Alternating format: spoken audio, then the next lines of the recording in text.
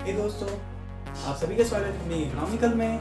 आज का टॉपिक है इलास्टिसिटी ऑफ डिमांड का सेकंड पार्ट, जो कि है degrees of elasticity of demand.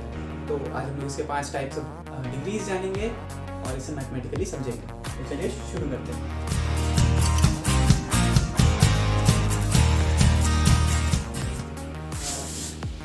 So degrees of elasticity of demand, देखिए स्पीच स्क्रीन में फ्लैश हो रही है। Degree of elasticity of demand जो है ये 5 टाइप में डिवाइड हुआ है। मतलब इसके 5 अलग अलग डिग्रीज हैं जिसमें इलास्टिसिटी शो हो रहा है। मतलब क्या, ये जो डिग्रीज है ये बता रही है कि कितना प्राइस चेंज हुआ है और कितना डिमांड चेंज हुआ है। ठीक है, मतलब ये परफेक्टली ये तो नहीं बताएगी कि 56% चेंज हुआ, 90% चेंज हुआ, पर ये आपको रफ एस्टिमेट दे रही है कि आपका जो रेशियो है, जो परसेंटेज चेंज इन डिमांड और परसेंटेज चेंज इन प्राइस का जो है, ये एकदम फिक्स देगी रेशियो की। इस टाइप से आपका डिग्रीज ये कर देगी कि इसमें चेंज हुआ है आपका, इस हिसाब से चेंज हुआ आपका डिग्री, इस हिसाब से चेंज हुआ आपका डिमांड। ठीक है, तो जो इसका 5 जो टाइप्स है, पहला टाइप से कि परफेक्टली इलास्टिक डिमांड। ठीक है, इसे मैं शॉर्ट में समझा रहा हूँ, लॉन्ग में अभी जस्ट इसके स्लाइड के बाद एक एक करके समझाने वाला हूँ। तो परफेक्टली इलास्टिक डिमांड, अब यहाँ पे देखिए परफेक्टली इलास्टिक है। आप सिंपल सा बस अगर नॉर्मल इंग्लिश जानते हैं तो परफेक्टली मतलब है साफ, परफेक्ट, एकदम सटीक। इलास्टिक इलास्टिसिटी ऑफ डिमांड का मैंने पहले तो वीडियो डाला है, या फिर आप कहीं भी यूट्यूब पे सर्च कर लीजिए इलास्टिसिटी ऑफ डिमांड, तो आपको पता चल जाएगा। और मैंने भी समझाया है, तो मैंने आई बटन पे लिंक दे दिया है, तो आप उसे जाके देख लीजिए। और ये जो सेकंड पार्ट है इसमें है मैंने डिग्रीज बताया है। ठीक है, तो जो परफेक्टली इलास्टिक डिमांड है ये क्या है? परफेक्टली इलास्टिक डिमांड परफेक्टली बहुत ज़्यादातर इलास्टिक रहेगी एज कम्पेयर। ठीक है, मतलब प्राइस बहुत कम चेंज होगी तो डिमांड बहुत ज़्यादा चेंज हो जाएगी, ये है परफेक्टली इलास्टिक। फिर है दूसरा रिलेटिवली इलास्टिक। अब यहाँ देखिए रिलेटिवली इलास्टिक मतलब कहीं ना कहीं ये इलास्टिक से रिलेट कर रहा है, पर और ये इलास्टिक भी है। ठीक है, फिर थर्ड है यूनिटरी इलास्टिक। मैथमेटिकल टर्म में यूनिट मतलब होता है 1, unitary elastic. In economics unitary elastic मतलब क्या, इक्वल्स टू 1, मतलब जितना चेंज हुआ होगा आपका डिमांड उतना चेंज होगा आपका प्राइस। ठीक है, फिर relatively elastic demand, then relatively inelastic demand. तो देखिए इसके पहले जो था रिलेटिवली इलास्टिक था, वो इलास्टिक से रिलेट कर रहा था, पर अब देखिए रिलेटिवली इनइलास्टिक मतलब ये इनइलास्टिक से रिलेट कर रहा है, मतलब प्राइस ज़्यादा चेंज होगा और डिमांड कम चेंज होगी। ठीक है, और जो 5th डिग्री है इसका परफेक्टली इनइलास्टिक, मतलब ये डिमांड जो है वो बिल्कुल भी इलास्टिक नहीं है। मतलब कुछ भी हो जाए, चाहे आंधी आ जाए, कहीं तूफान आ जाए, कुछ भी हो जाए, लेकिन इसका जो डिमांड है वो बिल्कुल सेम रहेगा, ना ही घटेगा ना ही बढ़ेगा, बहुत हद तक सेम रहने वाला है। तो चलिए एक एक करके समझते हैं इसे। स्मॉल और negligible change in price leads to infinity change in demand of that commodity. ठीक है, जैसे कि बहुत ही कम परसेंट या फिर रेशियो जो है वो प्राइस का वो चेंज हुआ है 1%, 2% या फिर 0.15, जो कि बहुत ही नेग्लिजिबल परसेंटेज चेंज है प्राइस के, उसके वजह से तो डिमांड में वो इन्फिनिटी चेंज आ जाता है। मतलब इतना हद तक चेंज आ जाता है कि वो बस 1 पॉइंट प्राइस चेंज हुआ, उसके वजह से इतना सारा डिमांड चेंज हो जाता है उस गुड्स का। ठीक है, उसे अगर ऐसा सिचुएशन किसी गुड्स के साथ होता है तो उसे वो डिग्री में जाएगा कि परफेक्टली इलास्टिक डिमांड है वहाँ पे। ठीक है, जैसे कि इसका एग्जांपल है लग्जरीज गुड्स, और जिस गुड्स का सब्स्टिट्यूट ज़्यादा रहता है, खास करके वो गुड्स ज़्यादा इलास्टिक रहती है। ठीक है, सो हमारा सेकंड जो डिग्री है वो है रिलेटिवली इलास्टिक। देखिए अब यहाँ क्या कर रहा है, इलास्टिक बोल रहा है, इलास्टिक मतलब चेंज। ठीक है, कॉन्ट्रैक्शन और एक्सट्रैक्शन जो है वो हो सकता है रिलेटिवली इलास्टिक है, मतलब ये इलास्टिक तो है पर उतना नहीं है जितना वो परफेक्टली इलास्टिक में है।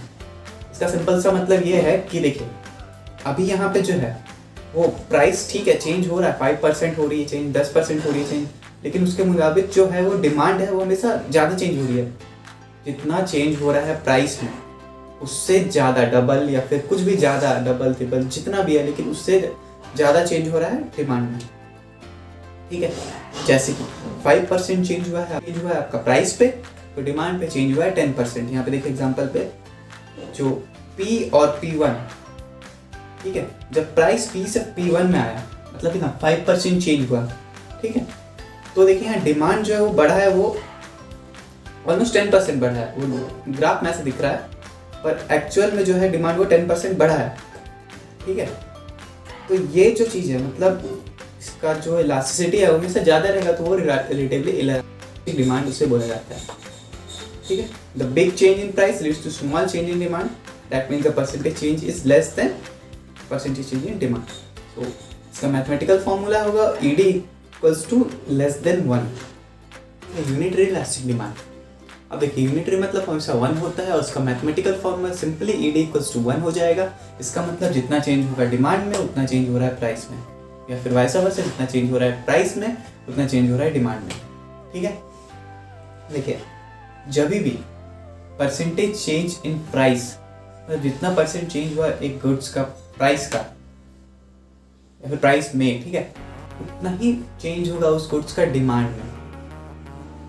इन सिंपल वर्ड्स मान लीजिए 10% चेंज हुई है, इन सिंपल देखिए P से P0 आया है प्राइस, मतलब क्या, प्राइस यहाँ फॉल हुआ 10% और डिमांड भी देखिए प्राइस जैसे फॉल हुआ 10%, डिमांड भी 10% ही राइज हुई।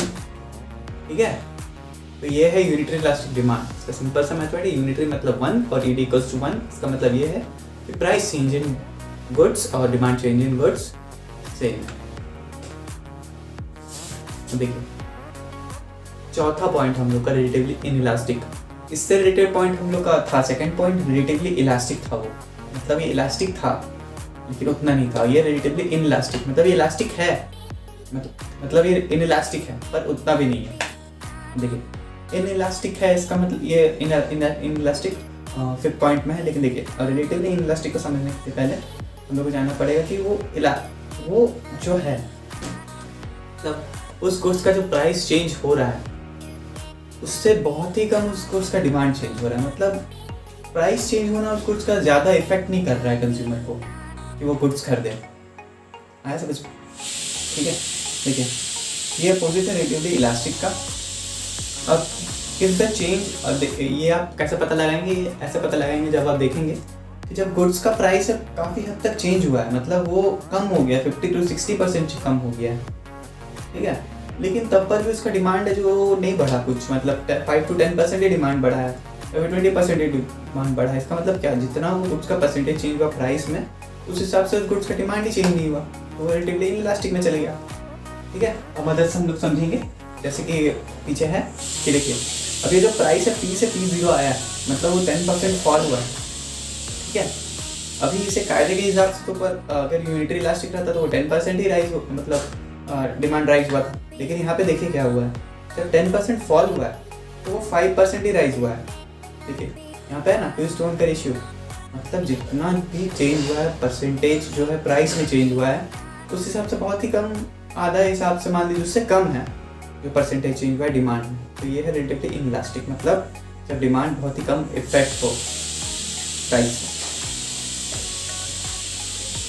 तो पांचवा पॉइंट जो हमारा परफेक्टली इनइलास्टिक। देखिए इनइलास्टिक मतलब क्या होता है, जब कोई गुड्स या फिर सर्विसेज, ठीक है, उसका जो है प्राइस से कुछ मतलब नहीं है, उसका डिमांड का प्राइस से कुछ लेना देना नहीं है, मतलब उसका प्राइस कुछ भी चेंज हो पर उसका जो गुड्स है उसका फ्लो है वो कांस्टेंट रहेगा, मतलब उसका कुछ चेंज नहीं आ रहा है डिमांड में उस गुड्स का। ठीक है, मतलब आप कुछ भी एनी सिचुएशन, वॉर ले लीजिए, इमरजेंसी ले लीजिए, कुछ भी फेस्टिवल ले लीजिए, मतलब उस गुड्स का डिमांड ऐसा है कि मतलब वो फिक्स है, मतलब वो उसको लेना ही है, नेसेसिटीज़ में जैसे एग्जांपल आ रहा है। ठीक है, तो ये सब जो गुड्स होते हैं वो परफेक्टली इनइलास्टिक हो जाएंगे। इसका एग्जांपल मैं देने वाला हूँ।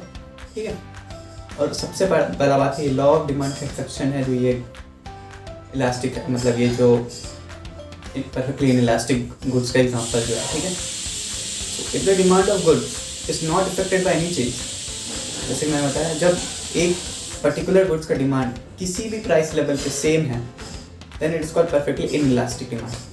ठीक है, इसका एग्जांपल है जैसे कि नेसेसिटीज़ है, नेसेसिटीज़ में क्या आ गई, मेडिसिन आ गई। ठीक है, ड्रग्स आ गए, नेसेसिटी ड्रग्स आ गए। ठीक है, फिर क्या, फिर आता है लो प्राइस गुड्स जो एकदम ही मतलब बहुत कम प्राइस का रहते हैं, जिसका प्राइस बढ़ना 100% भी बढ़ गई तो कोई मतलब इशू क्रिएट नहीं करते हैं, जैसे कि मैच बॉक्स हो गया, सॉल्ट हो गया। अब ये नेसेसिटीज में आ जाती है, मतलब अब इसका प्राइस बढ़ा या फिर घटा, इससे कंजप्शन कम नहीं होता है। ठीक है, तो ये परफेक्टली इनइलास्टिक एग्जांपल्स, और इसे मैथमेटिकली रिप्रेजेंट करेंगे ED इक्वल्स टू 0। अब यहाँ इक्वल्स टू 0 मतलब क्या, मतलब बिल्कुल भी इलास्टिक नहीं है। जो आज का फैक्ट है या फिर जो मैं इंफॉर्मेशन देना चाहूँगा, ये देखिए, ये बेस्ड है जब इंडिया जो हम लोग का 5th लार्जेस्ट इकोनॉमीज में है, ठीक है, लेकिन बैंकिंग सेक्टर का क्या हाल है, जो इंडिया का जो बैंकिंग सेक्टर उनका क्या हाल, क्या पोजीशन है। अब देखिए, ये जो टॉप 100 बैंक है इस वर्ल्ड में, जो एक डेटा पब्लिश हुई है विकिपीडिया पे, वो बोलती है कि टॉप 100 बैंक में जो लिस्ट है उसमें इंडिया का सिर्फ एक बैंक है, ठीक है।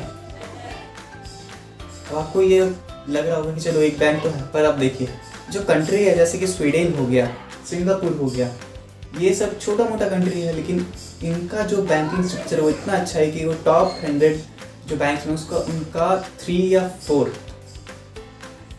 टाइम्स ज़्यादा इंडिया से एज कम्पेयर, ठीक है। जैसे कि आप देख सकते हैं जर्मनी, स्पेन, ऑस्ट्रेलिया, ब्राज़ील, ये सब कंट्री बहुत ही आगे इंडिया से अगर देखा जाए बैंकिंग सेक्टर पे।